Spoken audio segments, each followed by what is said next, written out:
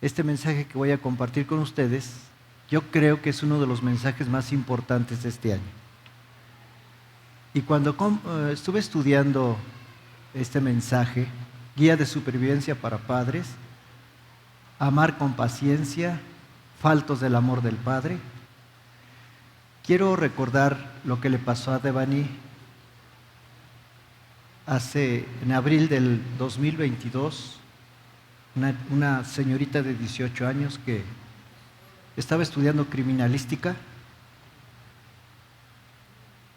Yo vi todo lo que pasó. Devani Escobedo era hija adoptiva. Su nombre es muy especial. En su nombre estaba escrito el destino de que ella iba a ser una mujer que iba a amar a Dios o que amaba a Dios. Sin embargo, sus padres no la supieron encaminar. Y a las 5 de la mañana, 4 o 5 de la mañana, iba en un taxi. Había salido de 3 fiestas, casi fue a 3 fiestas. Primero fue en una fiesta, después a otra fiesta y terminó en otra fiesta. Pidieron un taxi. ¿Ustedes ya conocen la historia? ¿Algunos de ustedes? ¿Sí? Le echaron la culpa al taxista de que quería abusar de ella. Se bajó del taxi por su carácter. Iba media drogada, yo creo, y alcoholizada. Estaba sola en la calle, allá en un lugar de Monterrey, en la carretera. Y no se sabe qué pasó. Algunos dicen que la mataron y otros que se cayó en una cisterna. No sé cuál realmente sea la verdad. Pero lo que yo puedo observar, queridos amigos, es que no nos enseñan a ser papás. No sabemos ser papás. ¿Dónde estaba el papá de esa niña mientras estaba ella sola, drogada, alcoholizada? Probablemente drogada. ¿Dónde estaba el papá cuando trataron de comunicarse con él y no lo encontraron? Tampoco a su mamá. Les hablaron por celular, pero no contestaban. ¿Dónde estaba el papá de esa muchacha de 18 años? Creo que 8 días después o 15 días encontraron el cuerpo en una cisterna. ¿Se dan ustedes cuenta que qué difícil es ser papá? Nadie sabe lo que es ser papá. Es una gran responsabilidad. ¿Sabe qué quiere decir la palabra papá en hebreo? Abba, en hebreo y en arameo. Quiere decir intimidad. Quiere decir proveedor, protector. Tiene tantas acepciones la palabra papá que quizá no nos alcance el lenguaje para entender lo que quiere decir ser papá, en especial el varón. Por eso, si tú eres hombre y todavía no te casas, piensa en la gran responsabilidad que vas a tener en un futuro. Y si eres papá o eres abuelito, piensa qué gran responsabilidad, porque nosotros los papás, los hombres, somos imagen de Dios en la tierra. Lo vuelvo a repetir. ¿Qué es el papá? Es la imagen de Dios en la tierra. Eso es ser papá. Cuando yo me casé, nunca me imaginé esto. Simplemente, pues quería formar una familia, tener una esposa. Pero muchos ya ni hijos quieren tener, ¿verdad? ¿Se han dado cuenta? Dicen las chavas, yo no quiero tener hijos. Porque realmente es una gran responsabilidad. Somos una generación faltos del amor del Padre. ¿No es cierto? Entonces, la primera misión del Padre cuando tiene hijos es esta. Primero tiene que ver con criar y educar. Eso es lo más importante como padres. Tenemos una misión que cumplir en esta vida.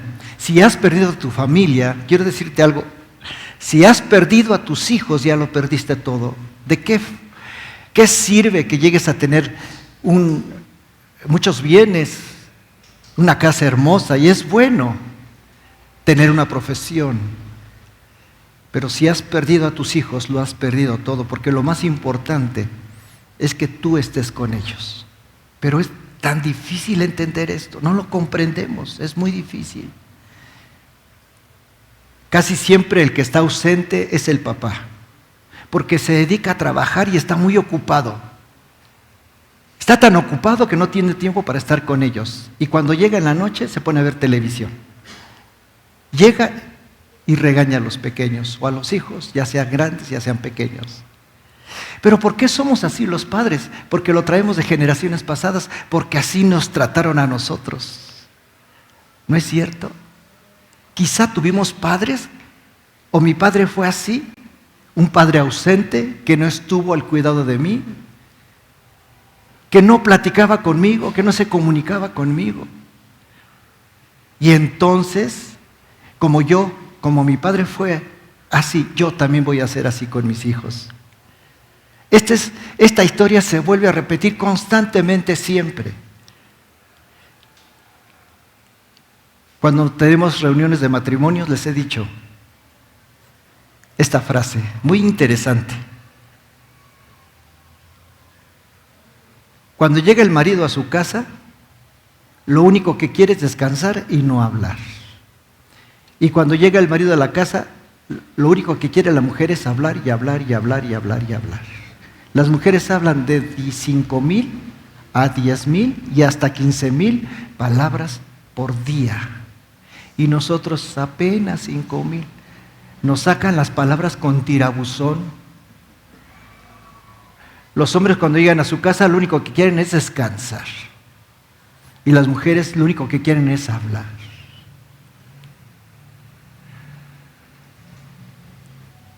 Y las mujeres dicen, es que este ya no me hace caso. No, lo que pasa es que así es el hombre. Así somos los hombres. Las mujeres son de Venus y los hombres somos de Marte. ¿Se acuerdan de ese libro? Los hombres son de Marte, las mujeres son de Venus. Somos un poquito diferentes. Nada más un poquito. A los hombres bien que nos puede funcionar el hemisferio derecho, el del raciocinio, y a la mujer el de las emociones, el lado izquierdo. Pero hay algo muy interesante. Nosotros los hombres a veces nos acusan de que somos un poco despistados y fríos, y que no podemos poner atención a dos cosas al mismo tiempo, y las mujeres sí. Un día un hombre le dijo, Señor, yo quiero ser el hombre más inteligente, la persona más inteligente. Y Dios se le quedó mirando y le dijo, ¿de veras quieres ser la persona más inteligente? Sí, Señor, yo quiero ser la persona más inteligente. ¿Y te vas a aguantar? Sí, Señor, lo que sea, yo le voy a aguantar. Y le hace el Señor con una varita mágica que lo convierte en mujer. Perdónenme los hombres,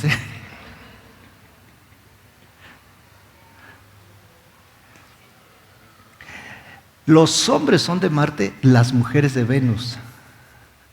¿Ven ustedes? Entonces, el papá está ausente porque tiene mucho trabajo y posiblemente porque no tiene prioridades bien correctas y porque además nadie nos enseñó a ser padres.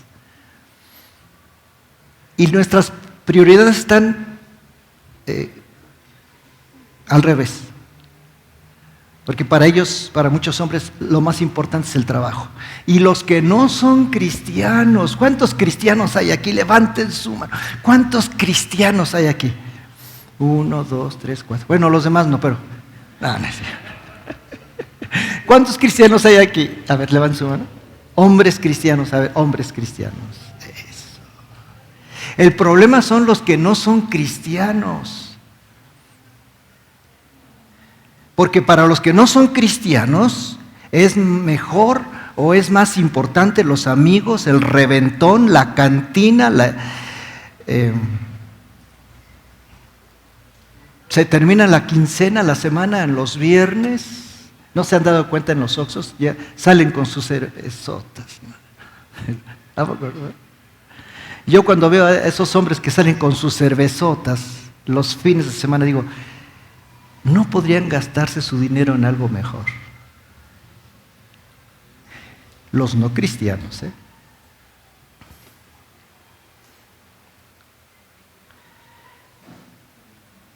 ¿Sabe usted que a veces yo tuve que aprender a ser papá? Porque yo no sabía qué hacer con nuestros hijos cuando llegaba a casa.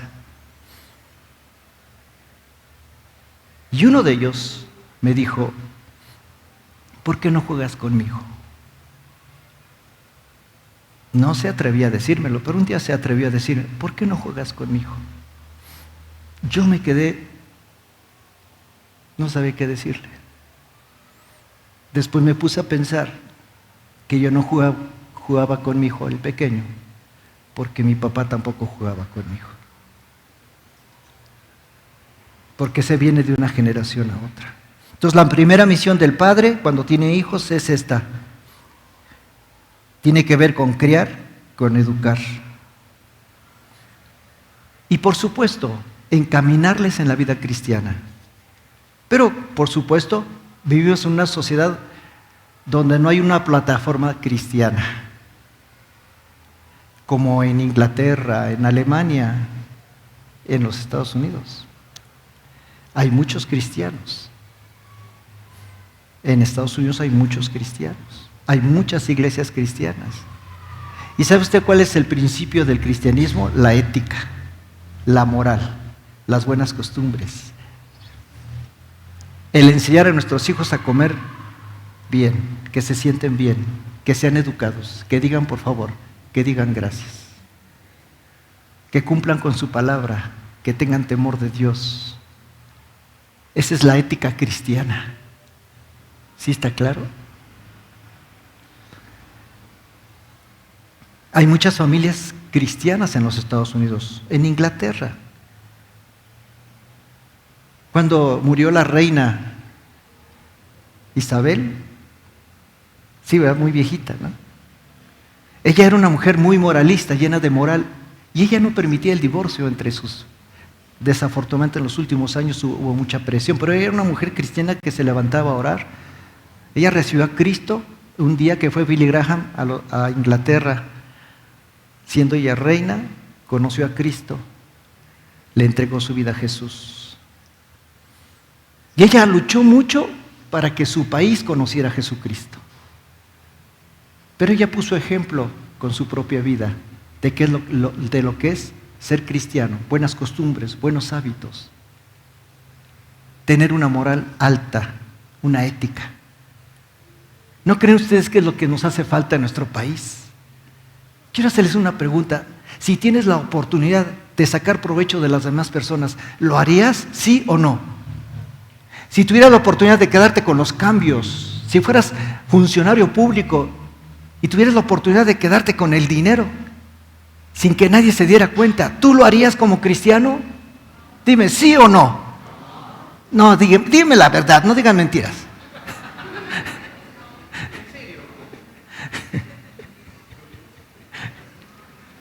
Pues yo sí, lo hice siendo cristiano, hice cosas que no debería de hacer, porque no tuve familia cristiana que me dijera, después recapacité, y yo dije, no es correcto. No es correcto lo que nosotros hacemos. Porque yo amo a Cristo, yo soy cristiano, no tengo por qué engañar, no tengo por qué robar y no tengo por qué mentir. ¿Dónde se enseña esto? ¿Dónde? Dígame, ¿en la universidad? ¿En la iglesia? ¿En dónde? En la casa. Por supuesto. ¿Y sabes cómo se enseña? Con nuestro ejemplo, con nuestra vida. Cuando tú no engañas y dices mentiras, estás enseñando. Cuando tú dejas de decir mentiras. Yo conocí una persona que dijo, yo voy a dejar de fumar por mis hijos. Porque él parecía,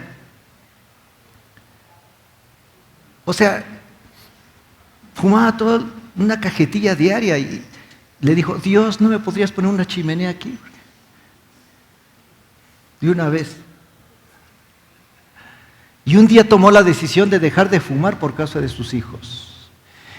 Y un día un hombre que yo conocí, que conoció a Cristo, dejó de decir groserías por causa de sus hijos. Y un día yo conocí un hombre que dijo, yo voy a dejar a esa mujer, porque andaba con otra mujer, tenía dos, tenía casa grande, casa mediana y casa chica.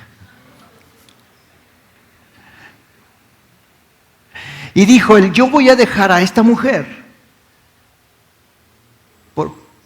para no ser mal ejemplo a mis hijos. ¿Cuántas cosas tienes que hacer en esta vida, tomar la decisión de decir, se acabó, no quiero ser mal ejemplo a mis hijos? Si eres viuda o eres divorciada, quédate así, querido. Dice, usted porque no sabe. Usted no sabe las tentaciones. A veces hay mujeres que se me acercan, divorciadas, separadas, y me dicen, tengo un novio. Digo, no lo tengas. ¿Qué ejemplo le estás dando a tus hijos? Está bien si ya no es posible que te reconcilies, bueno, pues ya ni modo, ¿verdad? Y si ese hombre es un buen hombre que ama a Cristo y ya te divorcias, ¿tienes papeles de divorcio? ¿Tienes papeles de divorcio? Es que no se ha podido.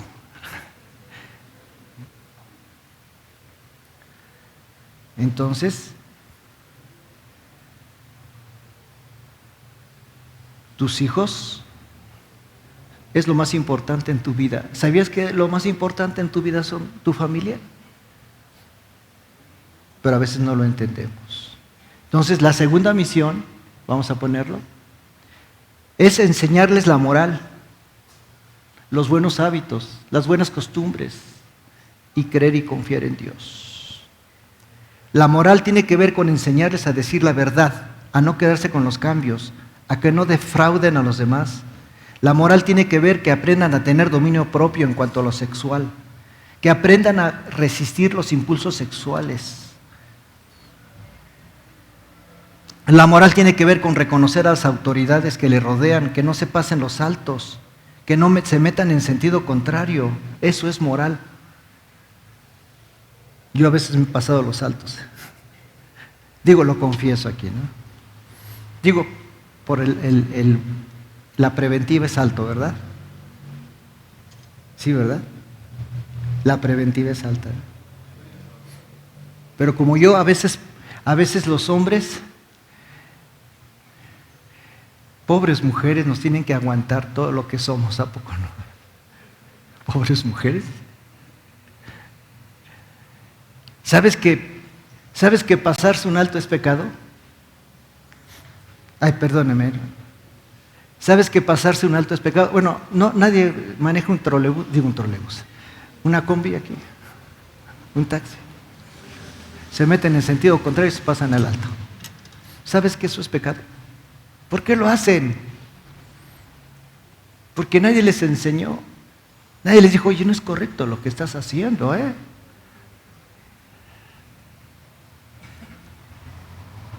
La moral tiene que ver con reconocer a las autoridades que le rodean, no decir groserías, respetar los bienes ajenos, no robar, enseñarles a nuestros hijos a cumplir la palabra empeñada, que cumplan lo que prometen y que si embarazan a una chica tendrán que cumplirle la falta, no echarle la culpa a las mujeres. Quiero que leamos el Salmo, este Salmo 15, ¿sí es el Salmo 15? Señor, ¿quién puede adorar en tu santuario? ¿Quién puede entrar a tu presencia en tu monte santo? Los que llevan una vida intachable y hacen lo correcto, los que dicen la verdad con corazón sincero, los que no se prestan al chisme, ni le hacen daño a su vecino, ni hablan mal de sus amigos. Fíjense cómo en la Biblia tenemos cómo comportarnos en la vida. La Biblia es el diseño del manual del fabricante. ¿Cómo ven ustedes? A ver, ¿qué es la Biblia? Es el manual del fabricante. Es el manual del fabricante. ¿Qué vas a hacer tú cuando tu hijo sea pequeño? Ya todos tenemos hijos grandes, ¿verdad? ¿Qué harías con un niño pequeño que te hace un berrinche en el supermercado? ¿O qué hiciste? Si tú permites rebelión, ahorita, cuando sea grande va a ser igual. Peor. Que ellos aprendan que existen límites en la casa, en la familia. Si ellos aprenden que hay límites, ellos van a caber en cualquier lugar, no van a ser un dolor de cabeza en el trabajo, en la escuela. Nunca jamás. Porque han aprendido lo que nosotros los cristianos llamamos la templanza. ¿Qué quiere decir la palabra templanza, queridos amigos? ¿Qué quiere decir la palabra templanza? Dominio propio. Dominar tus impulsos. Dijo el apóstol Pablo: miserable de mí, ¿quién me librará de este cuerpo de muerte? Tenemos impulsos. ¿Sabes que hay hombres que dicen: ay, yo soy una mujer en un cuerpo de hombre? ¿Lo han escuchado? Sí. ¿Lo han escuchado? ¿Lo han escuchado? Yo soy una mujer en un cuerpo de hombre. ¿Y qué dicen la mamá? ¿Qué dicen los psicólogos? Ay, está bien, señora, déjelo, es normal. ¿Es normal? ¿Es normal? Claro que no, porque Dios hizo al hombre, hombre, y a la mujer, mujer, genéticamente hablando, biológicamente hablando. Somos hombres, somos mujeres, genéticamente. Fíjate que el hombre que se opera para ser mujer, imagínate nada más, hace implantes en los senos. Cuando tenga 40 años va a tener que ir con el urólogo para que le cheque la próstata.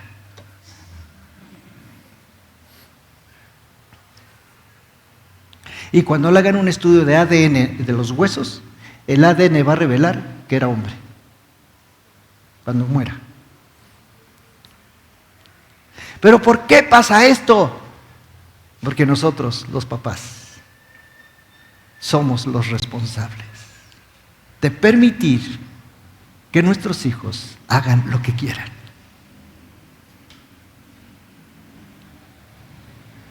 ¿Sabes una cosa? Cuando vayas al reino de Dios, Dios te va a preguntar: ¿qué hiciste con tu familia? Es lo primero que te va a preguntar, querido. Mela, ¿qué hiciste con tus hijos? ¿Qué le vas a contestar? ¿Qué le vas a contestar? Señor, es que no entendían, es que eran muy rebeldes, es que nunca me quisieron hacer caso. ¿Puedes decir eso? ¿Le vas a decir eso al Señor? No, claro que no. Hoy es tiempo de recapacitar, restaurar y pedirle a Dios: dame sabiduría. Santiago lo dijo: si alguien es falto de sabiduría, pídala a Dios. ¿No es cierto? Si alguien tiene falta de sabiduría, ¿qué vamos a hacer? ¿Qué vamos a hacer cuando no sabemos qué hacer? Dígale a Dios, hable con Dios, dígale: ¿sabes qué? No puedo con esta cabeza dura. ¿Cómo le va a decir? No puedo con esta cabeza dura, no quiere entender. Sigue pensando igualito.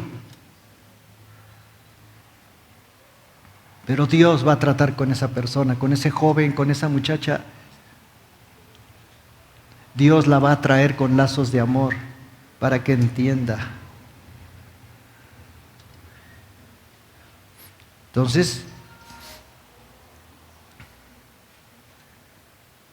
nosotros somos los responsables, los padres, de imprimir la imagen de Dios. Porque el padre ausente provoca un vacío en el corazón de los jóvenes. Lo voy a volver a repetir, El padre ausente, el que no cuida a sus hijos, provoca un vacío en el corazón, porque para un hijo sus padres son sus héroes. ¿Me explico? Entonces nosotros somos los responsables de imprimir la imagen de Dios. El papá terrenal, refleja al papá celestial. Quiero que pongan la que sigue. El padre terrenal refleja al padre celestial. Por eso es muy delicado convertirse en padre, porque lleva una gran responsabilidad. El padre debe de ser el proveedor de la casa.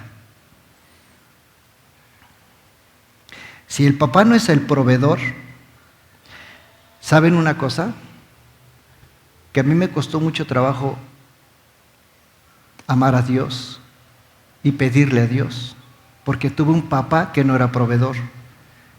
Cuando me hice cristiano, no le pedía nada a Dios, me costó mucho trabajo, porque no tenía la imagen de un padre proveedor.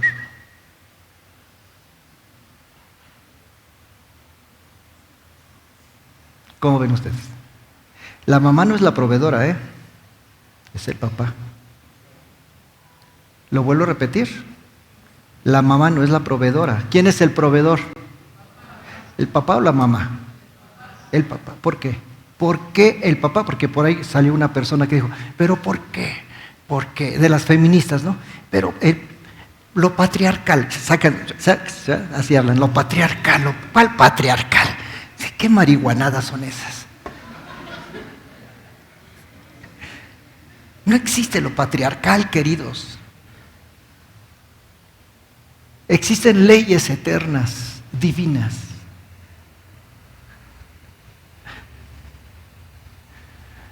¿Por qué el papá es el proveedor? Porque Dios es proveedor. Amén. Y si tú como padre no provees, es la imagen que estás dando a tus hijos de que Dios, y cuando se hagan cristianos, les va a costar mucho trabajo orar a Dios y creerle a Dios que les puede dar todo lo que les falta conforme a sus riquezas en gloria en Cristo Jesús. El Padre terrenal es el reflejo del Padre celestial. Y entonces no entenderán que existe un Dios que está al tanto de nuestras necesidades. Si un padre es desobligado, fíjense bien, quiero que pongan la que sí. Si un padre es desobligado, ¿saben que hay hombres que dicen, al fin que mi esposa trabaja?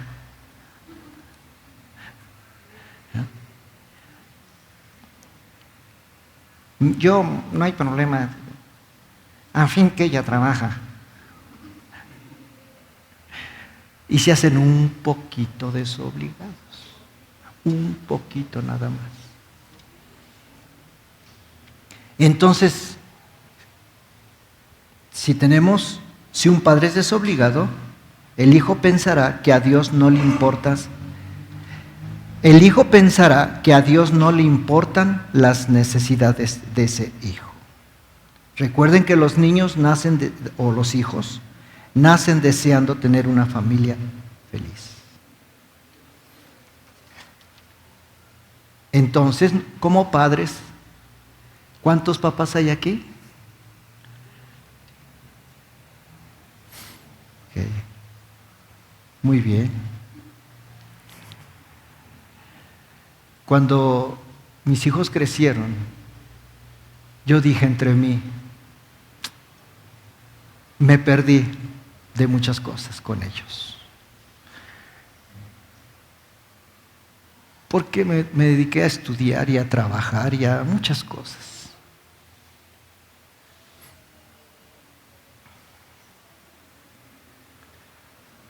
Números capítulo 6, versículo 23 al 27. Entonces el Señor le dijo a Moisés, diles a Aarón y a sus hijos que bendigan al pueblo de Israel con la siguiente bendición especial. ¿Cómo debemos en las noches llegar a su recámara? En las noches, recuerden, esto no es cultural de nosotros los mexicanos, porque nosotros más bien nos aprendimos el ángel de la guarda, dulce compañía, no me desampares ni de noche ni de día.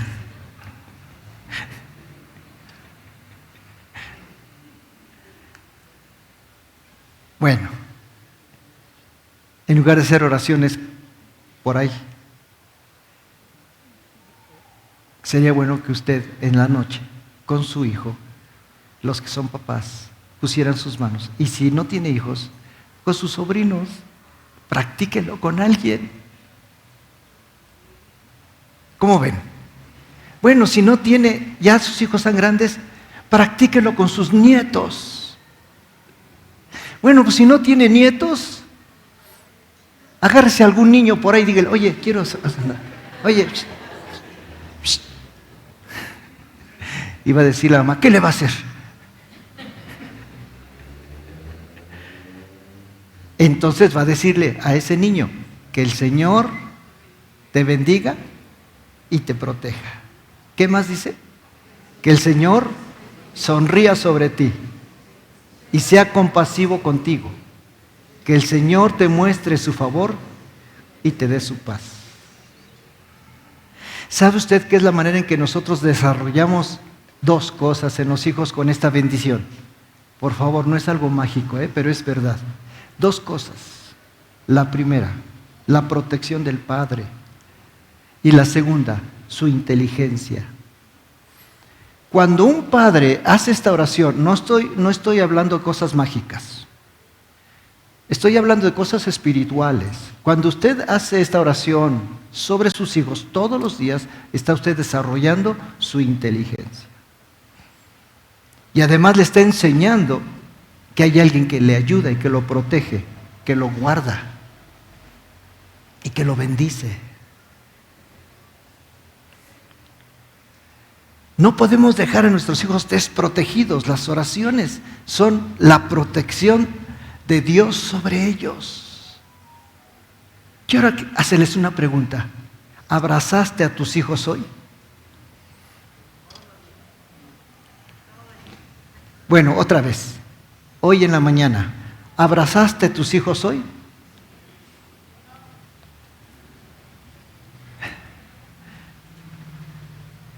O los abrazas para ponerles una llave, ¿no? Porque se portan mal. ¿O abrazaste a tus nietos hoy? Los que son abuelitos. Bueno, abrazaste a algún niño por ahí.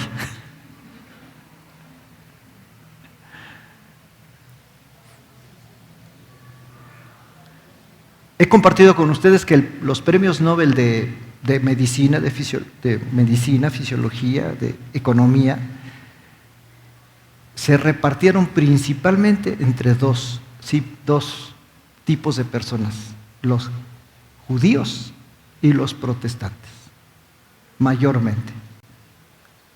Los premios Nobel, economía, medicina, de la paz, etcétera, se repartió, hasta la fecha se ha repartido entre judíos y protestantes. ¿Por qué? ¿Por qué? Porque tienen la palabra de Dios. Y es la palabra de Dios la que nos enseña a vivir correctamente. Después de la Reforma Protestante del siglo XVI, en Ginebra se hizo un país protestante, totalmente, después de la Reforma con Martín Lutero.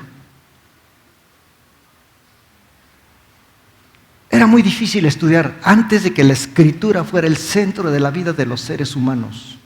Era muy difícil estudiar, había mucho analfabetismo. Fue a partir de la Reforma Protestante en el siglo XVI, en Alemania y en los Países Bajos, que la gente comenzó a dejar de ser analfabeta, porque los pastores, los líderes, comenzaron a enseñarles la palabra de Dios.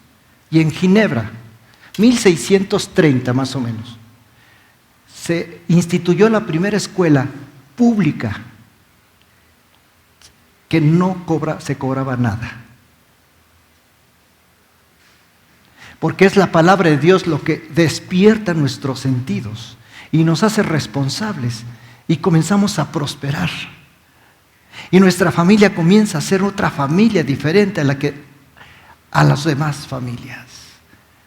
Es la palabra de Dios la que trae libertad a todas las naciones. Amén. Es la palabra de Dios la que trae libertad a todas las naciones y a todas las familias, porque aquí se encuentra la voluntad de Dios para los seres humanos. Gloria a Dios.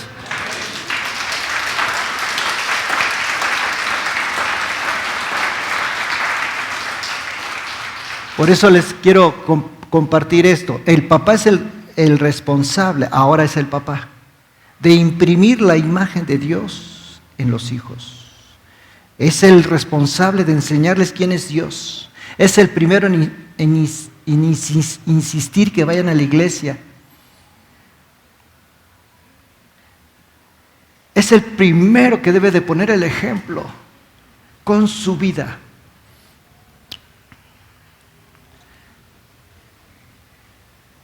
Quiero que vayamos al pasaje de Deuteronomio capítulo 6, versículo 4 y 5. Ya casi vamos a terminar. Ya se me hizo tarde. A ver, quiero que lo leamos todos. Escucha, Israel, el Señor es nuestro Dios, solamente el Señor.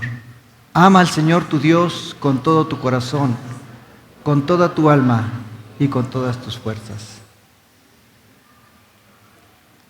En el tiempo cuando Dios le reveló a Moisés este versículo, acababan de salir de Egipto, donde había más de 10 deidades, ídolos que los egipcios adoraban. Y el Señor enséñale a tus hijos que no adoren imágenes.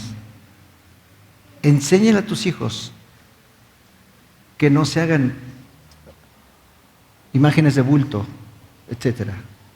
Enséñale a tus hijos, les dijo el Señor. Y entonces les dijo, pero enséñales este pasaje. ¿Por qué? Porque en el hebreo, fíjense lo que dice el hebreo, en el hebreo dice así: escucha, Israel, el Señor, nuestro Dios, el Señor es único. En el hebreo es el único, no hay otro. Y entonces, como no hay otro, cuando tú conozcas al Señor, tienes que enseñarle a amar a Dios. ¿Sabes qué quiere decir? Mira, querido amigo, ¿sabes qué quiere decir? Ama al Señor tu Dios con todo tu corazón, con toda tu alma y con todas tus fuerzas. ¿Sabes qué quiere decir? Quiere decir protección.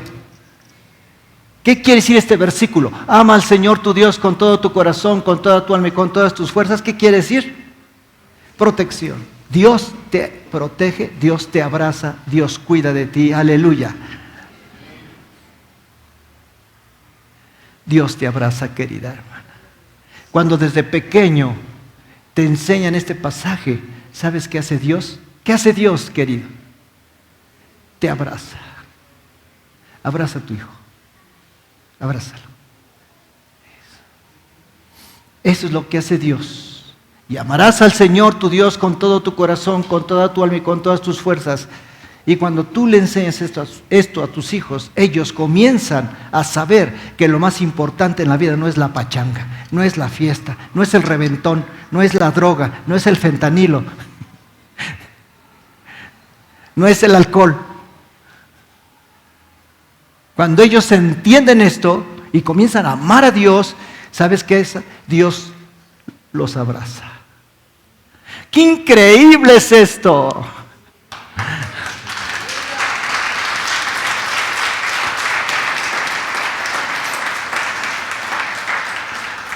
Por eso nosotros tenemos una ceremonia de pacto. A los 12 años todo niño tiene que hacer su ceremonia de pacto. Pasan aquí, ya lo hicimos este año, ¿verdad? ¿Fue este año o el año pasado? Fue este año. Pasaron todos los jóvenes de 12 años, 13, y los papás oraron por ellos, les pusieron una pulsera, sí, una pulsera. Y a veces se les pone un anillito a las niñas, y ese anillo simboliza que van a guardarse vírgenes hasta el día del matrimonio.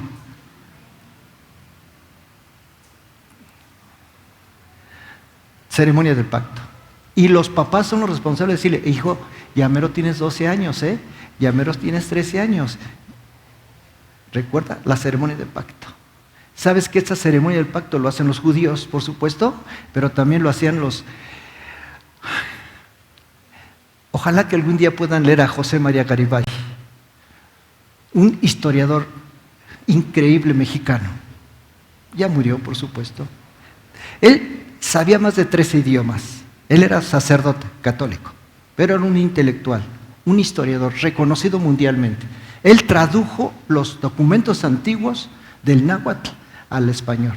Pero algo que me llama la atención de la ceremonia que tenían de pacto los mexicanos antes de la conquista, decían estas palabras a sus hijos adolescentes, 12, 13, 14 años. Aquí estás, hija mía, collar de perlas. Aquí estás, hijo mío, collar de perlas. Y bendecían con sus ídolos, por supuesto, ¿no? Los consagraban a sus dioses. Eran idólatras, no conocían por supuesto, no conocían al Señor. Pero hacían esa ceremonia. Y los franciscanos y los dominicos, cuando llegaron a México en el siglo XVI, a principios del siglo XVI, dijeron, ¿quién les enseñó esto? Igual que el matrimonio, ¿no? Porque ellos se casaban así, delante de sus sacerdotes, en una ceremonia. Y decían ellos, ¿quién les enseñó esto? ¿Quién les enseñó esto? Si esto es un sacramento, el sacramento del matrimonio, según la Iglesia Católica, ¿no? Pues Dios se los enseñó, se los puso en su corazón por la ley natural, porque hay 3 tipos de leyes: la ley natural, la ley escrita y la ley espiritual.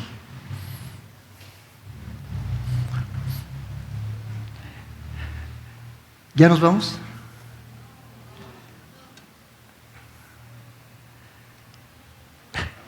Ya casi los vamos. Quiero que pongan lo que sigue, por favor.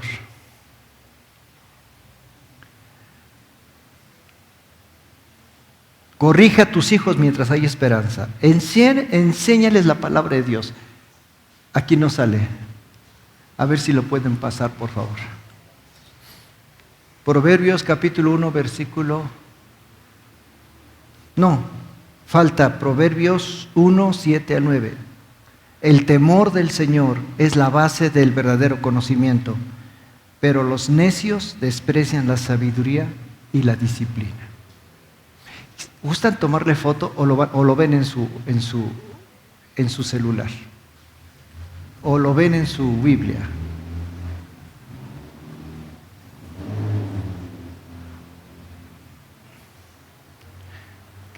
Miren, la Reina Valera dice sabiduría, la NTV dice conocimiento.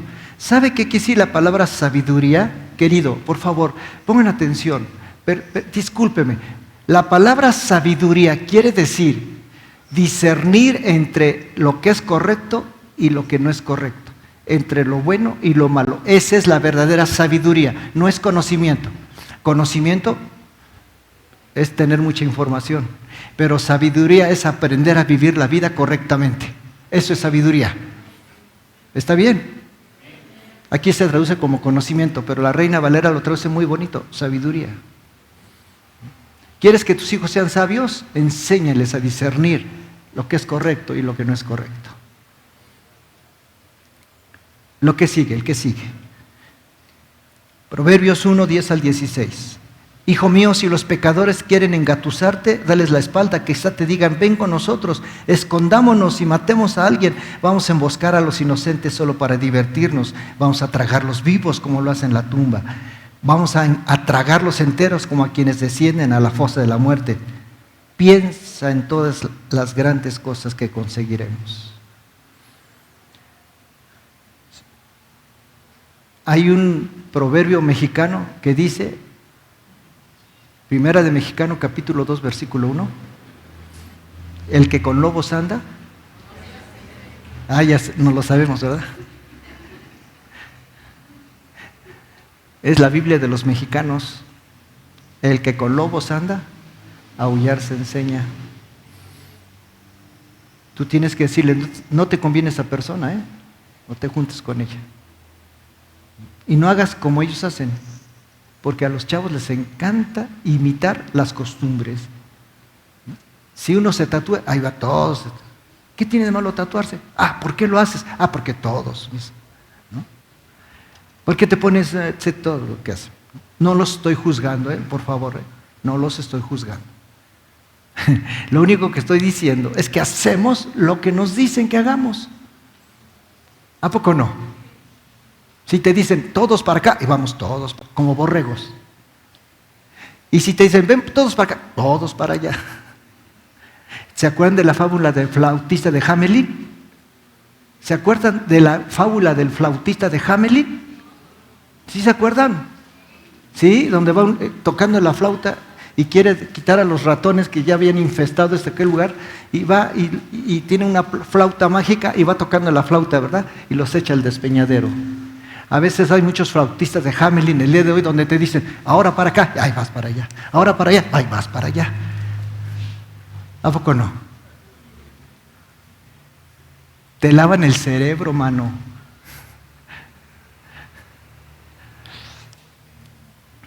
Quiero que leamos esto. Proverbios capítulo 5, versículo 20 y 21.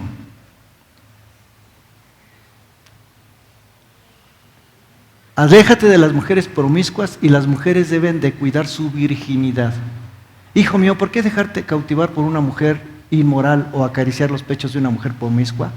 Pues el Señor ve con claridad lo que hace el hombre, examina cada senda que toma. Esto deberíamos enseñarle a nuestros hijos. ¿No es cierto? A nuestros nietos, a nuestra familia, o con quien tú estés al tanto, enséñales la palabra de Dios. ¿Por qué lo dice a los hombres y no a las mujeres? Porque los hombres tenemos problemas con la vista. Los hombres tenemos un escáner aquí en la vista. Vemos a las mujeres y...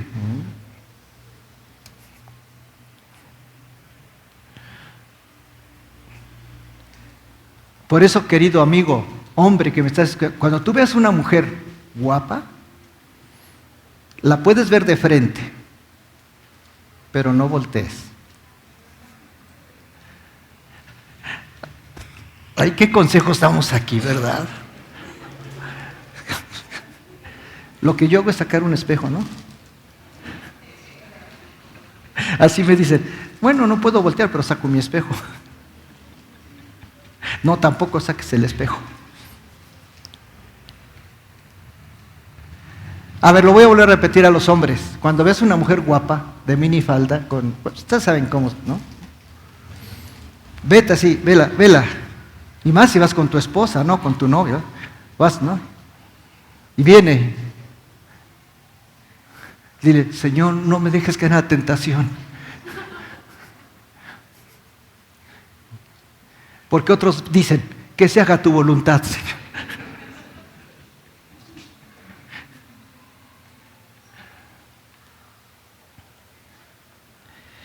Proverbios capítulo 13, versículo 24 dice, quienes no emplean la vara de la disciplina odian a sus hijos. Los que en verdad aman a sus hijos se preocupan lo suficiente para disciplinarlos.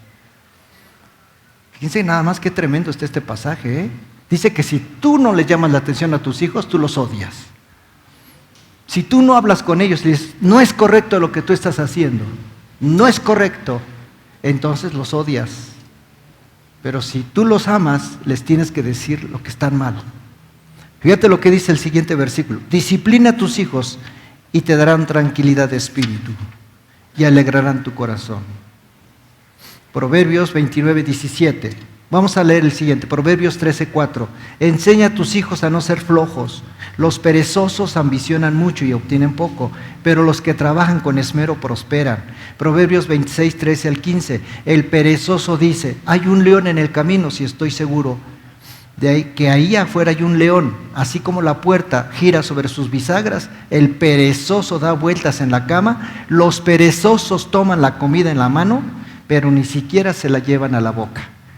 A ver, ¿cuál es un sinónimo de perezoso?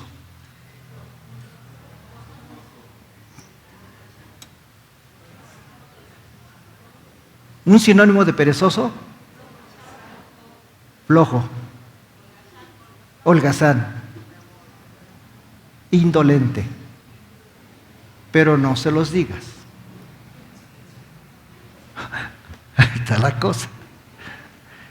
O sea, si tú ves que esa persona es una floja, es tu hijo, no se lo digas, por favor. Perdona, discúlpeme, no es así. Las cosas no son así. Tú eres un flojo, ¿quién sabe? ¿Verdad? No lo digas, no. Pero vas a enseñarle cómo debe comportarse. ¿Está claro? No lo maldigas. Simplemente enséñale a hacer las cosas. Guíalo, sin estarle diciendo cosas negativas. Porque vas a provocar en él dos cosas. Vas a herir su corazón y lo vas a hacer rebelde.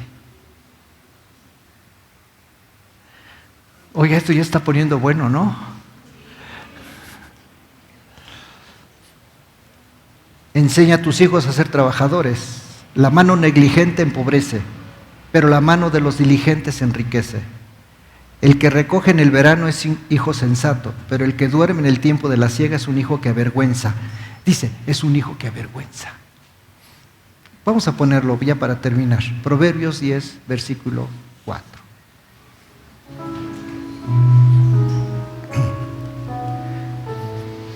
Este pensamiento lo escribí y a veces los he puesto en el Face. ¿Qué es un padre? Cuando Dios vio que la gente que había creado no tenía dirección, caminaban sin sentido, entonces se le ocurrió una idea genial a Dios. Creó, inventó a los papás. ¿Qué es un papá? Un papá es un regalo del cielo para los hijos. Pues en ese padre un hijo encontrará siempre solución a sus más caros anhelos. Un padre no se da de la noche a la mañana. Su legado viene de muchas generaciones, pues hubo alguien en el pasado que lo guió en la vida, que le aconsejó y cuidó de él. Un padre es aquel que está con los hijos, cuida de ellos y juega con ellos. Los ama con ternura y los corrige. Sabe qué necesidad tiene cada uno de ellos. No descansa, pues solo piensa en su familia y en su bienestar. Ahí lo vemos luchando, trabajando para que los sueños de sus hijos se hagan realidad. ¿Qué seríamos nosotros sin un padre, sin una madre? ¿Qué seríamos nosotros sin un padre, sin una madre? Un papá, una mamá, representa el cielo en la tierra. Sin ellos andaríamos vagando en busca de cariño y protección. Papá, mamá, hay muchas, pero tu mamá, tu papá, eres el regalo de Dios para mi vida. Amén.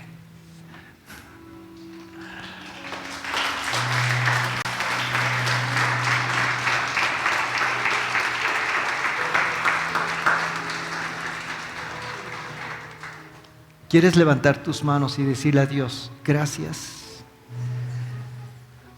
por ser un hijo de familia?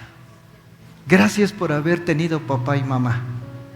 Y si no lo tuviste, alguien cuidó de ti y tomó el lugar del papá o la mamá.